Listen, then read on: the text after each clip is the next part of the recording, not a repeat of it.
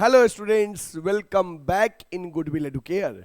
तो बच्चे, आज के क्लास में हम डिस्कस करेंगे बिजनेस इन्वायरमेंट का पार्ट जिसमें हम लोग मेनली आज डिस्कस करेंगे डायमेंशंस ऑफ बिजनेस इन्वायरमेंट कि बिजनेस इन्वायरमेंट के डायमेंशंस क्या हैं। चलिए उसके बारे में हम डिस्कस करते हैं। Dimensions of business environment. अब देखो बच्चे, आपके सामने यहां पे कुछ चीजें दिख रही है, जैसे कि टेक्नोलॉजी की चेंजेज हो गया। आप देख रहे हो आज के समय में बिजनेस इन्वायरमेंट का जो डायमेंशन है वो कहीं न कहीं बिजनेस इन्वायरमेंट को, मतलब बिजनेस को प्रभावित कर रहा है। जैसे कि economic environment, political environment, legal environment, technological environment, social environment, ये चीजें जो हैं बिजनेस को प्रभावित कर रहा है, बिजनेस पे इसका इंपैक्ट पड़ रहा है। तो इन्हीं के बारे में आज के क्लास में हम इसी टॉपिक के बारे में डिस्कस करेंगे। चलिए, डायमेंशंस ऑफ बिजनेस इन्वायरमेंट।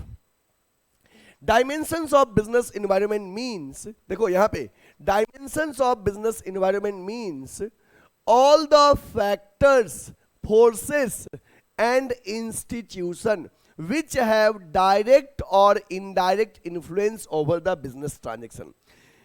मतलब कि बिजनेस इन्वायरमेंट में के डायमेंशन में वो सारे फैक्टर्स आते हैं, वो सारे इंस्टीट्यूशन आते हैं जो बिजनेस को कहीं न कहीं प्रभावित करता है, अफेक्ट डालता है।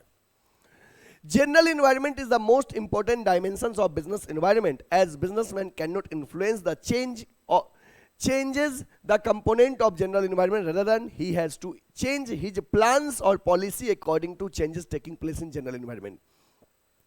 बच्चे, बिजनेस एनवायरनमेंट में मैंने बताया था कि एक होता है जनरल इन्वायरमेंट और एक होता है स्पेसिफिक इन्वायरमेंट।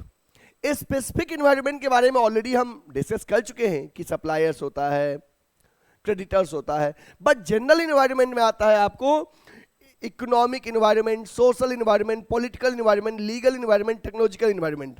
ये जो जनरल इन्वायरमेंट में आता है, बिजनेसमैन इसको चेंज नहीं कर सकता है, बट बिजनेसमैन अपने प्लान्स को जनरल इन्वायरमेंट के अकॉर्डिंग चेंज करता है।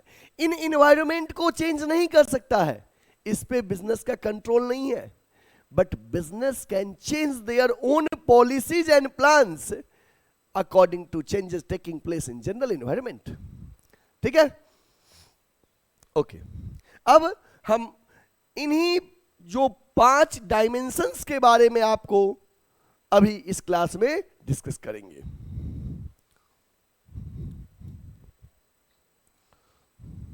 देखिए, dimensions of business environment: economic environment, social environment, political environment, legal environment और टेक्नोलॉजिकल इन्वायरमेंट।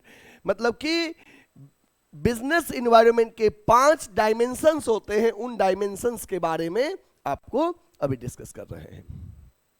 देखिए, इकोनॉमिक इन्वायरमेंट में क्या क्या आता है। देखो बच्चे, इकोनॉमिक इन्वायरमेंट में क्या क्या आता है। Any changes in tax में changes, any changes in income saving investment, any changes in value of rupee, any changes in interest rate, any changes in inflation rate, stock market indices, ये economic environment में आएगा। Social में क्या आएगा? Change in taste, fashion, increase in number of working women, change in social trend, customs and traditions, value follows, celebration of festivals। Political environment में आएगा attitude of elected government, representative, general stability and peace in political conditions of a country, policy changes and implemented by different government and agenda of political party, मतलब politics से regarding चीजें।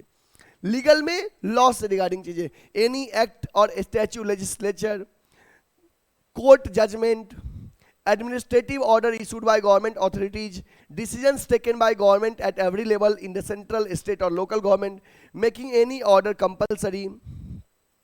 Technological changes में changes in method of production, new machinery, new equipment, new method of working for improvement, scientific improvements and innovations, new techniques and methods of operating business. ये आपको technological में आएगा। इसको आप screenshot ले सकते हो, लिखना चाहो तो लिख सकते हो।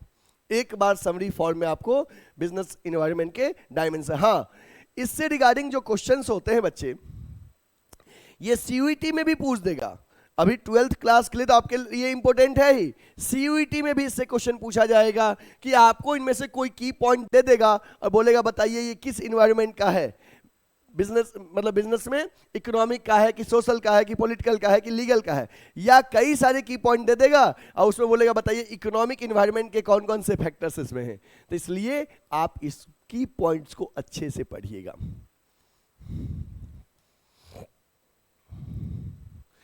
Major components of general environments are, general environment के मेजर कंपोनेंट्स क्या हैं। इकोनॉमिक इन्वायरमेंट सबसे पहले मैं डिस्कस करता हूं अभी कि economic environment refers to all the forces factors which directly influence the economy of your country. मतलब कि यदि कोई भी फैक्टर्स जो आपके कंट्री, मतलब कि आपके मतलब हमारे कंट्री, हम सब के कंट्री में कोई भी फैक्टर जो हम सब के कंट्री को डायरेक्टली इन्फ्लुएंस करता है उसको इकोनॉमिक इन्वायरमेंट कहते हैं। Economic environment consist of gross domestic product GDP, income level at national level, national income, per capita income, profit earning rate, productivity and employment rate, industrial, monetary, fiscal policy of the government, etc some aspect of economic environment. मतलब कि ऐसे कोई भी factors जो country के economy को directly affect करे वो इकोनॉमिक एनवायरनमेंट का पार्ट होगा। इसमें आएगा increase in GDP result as rise in disposable income of people, further increase in demand for product. जैसे कि अगर जीडीपी बढ़ेगा, अगर कंट्री का जीडीपी बढ़ेगा तो कहीं न कहीं लोगों के पास जो डिस्पोजेबल इनकम है खर्च करने के लिए वो बढ़ेगा। जब वो बढ़ेगा तो लोग उस चीज का, उस प्रोडक्ट का डिमांड क्या करेंगे, ज्यादा से ज्यादा करेंगे। High inflation rate set as constant as they increase the cost of production. High inflation मतलब महंगाई बढ़ता है तो कहीं न कहीं इससे गुड्स का कॉस्ट बढ़ जाता है। Decrease in interest rate is beneficial and increase demand for home loans and borrowing. बच्चे अगर कहीं न कहीं इंटरेस्ट रेट घटेगा तो बोरोइंग की डिमांड बढ़ेगा, होम लोन्स की डिमांड बढ़ेगा। Passing of GST bill will affect almost all the business organisation. मतलब कि जीएसटी बिल अगर पास होता है तो इससे सारे बिजनेस ऑर्गेनाइजेशन पे इसका इंपैक्ट पड़ता है। Demonetisation of 500 and 1000 note recently hit the Indian economic environment. Banking sector reform has led many attractive schemes of deposit and lendings money. तो बच्चे ये इकोनॉमिक इन्वायरमेंट के कंपोनेंट्स आपको दिख रहा है। मेजर कंपोनेंट्स और भी इकोनॉमिक इन्वायरमेंट के हैं, पॉइंट सब याद रखना। Recent changes in economic and fiscal policy of the country have encouraged NRIs and foreign investors to invest in Indian companies. Lots of economic reforms are taking place in leasing and financial institution। मतलब कि जो lease वाले हैं facilities या financial institution वाले में ज़्यादा economic reforms हो रहे हैं। प्राइवेट एंड पब्लिक सेक्टर का रोल, सेविंग एंड इन्वेस्टमेंट का rate, balance of trade and balance of payment, money supply economy का और इंटरनेशनल डेप्ट, ये की पॉइंट्स हैं बच्चे, पहले बता दे रहा हूँ, ये इकोनॉमिक इन्वायरमेंट के पार्ट हैं, तो आप इसको अच्छे से लर्न करिए। सोशल इन्वायरमेंट में क्या होता है, देखिए social environment consist of customs and traditions. Social environment consist of customs and traditions to the society which is in which business is existing. Social environment consists of customs and traditions of the society। किसी भी society में क्या customs है, क्या traditions है, in which business is existing, जिसमें business exist कर रहा है। It includes the standard of living। इसमें क्या आएगा, it includes standard of living, taste, preference and education level of the people living in the society। where business exists. The businessman cannot overlook the components of social environment as these components may not have immediate impact on the business. मतलब कि इस components का business पे direct कोई immediate impact नहीं होता है. But in the long run the social environment has great impact on the business. जबकि long run में social environment का great impact होता है. इसके एग्जाम्पल देखो, celebration of Diwali, Eid, Christmas, ग्रुप पड़ी, increase the sale of sweets and greeting cards. जैसे अब मान लो फेस्टिवल्स आते हैं, इससे कि मिठाई वगैरह का सेलिंग क्या होता है, बढ़ जाता है. सोशल एनवायरनमेंट के कंपोनेंट्स क्या हैं? जैसे demand for reservation in jobs for minority and women, demand for equal status of women by paying equal wages for male and female worker, demand for automatic machines and luxury item in middle class family, the social movements to improve the education level of girl child, the health and fitness trend has become popular. बच्चे ये social environment के components हैं.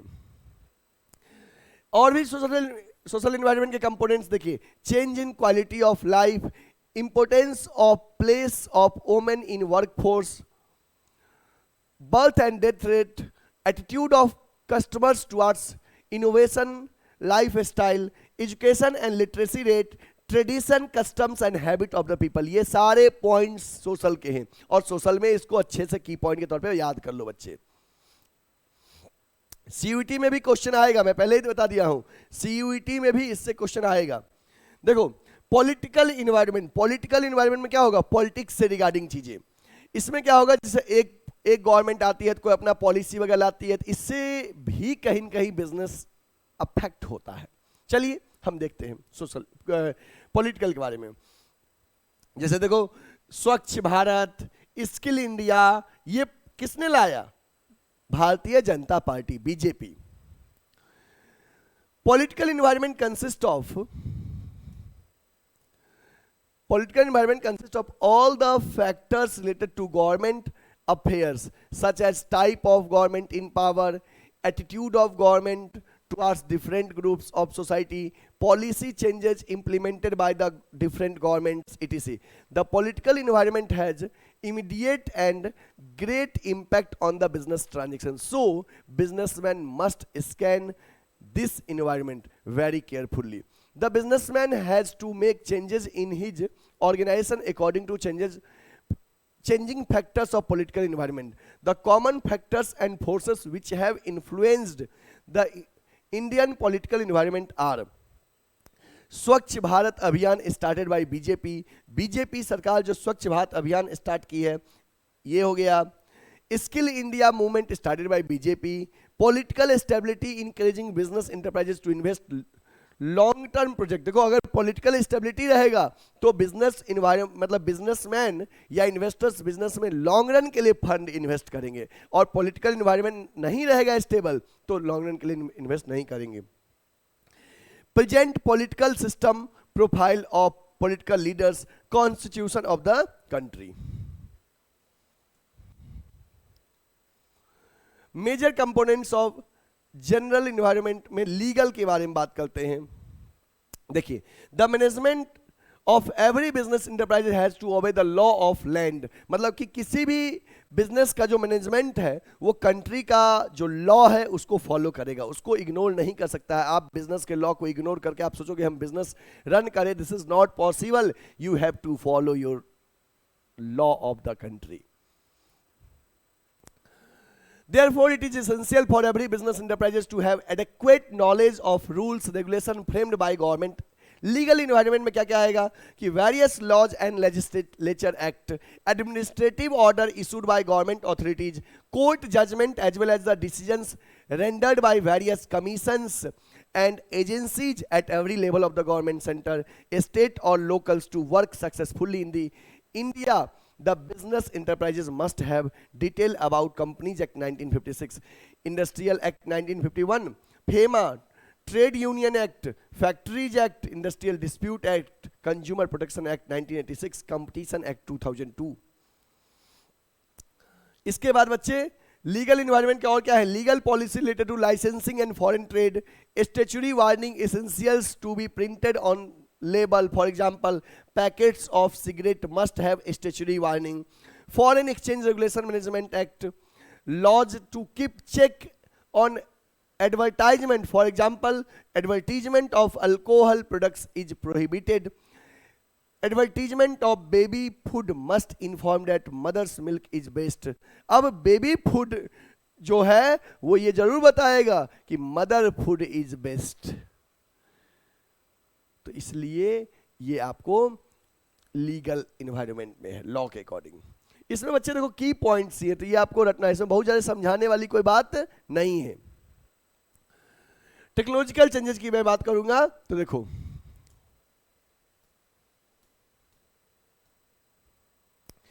technological environment includes forces related to scientific improvements and innovation which provides new ways of producing goods and services and new way of operating business. For a few examples of recent technological changes which have affected the Indian business, देखो companies have started using new ways of advertisement such as CD-ROMs, computerized information, kiosk, internet due to technological advancement of components and electronics.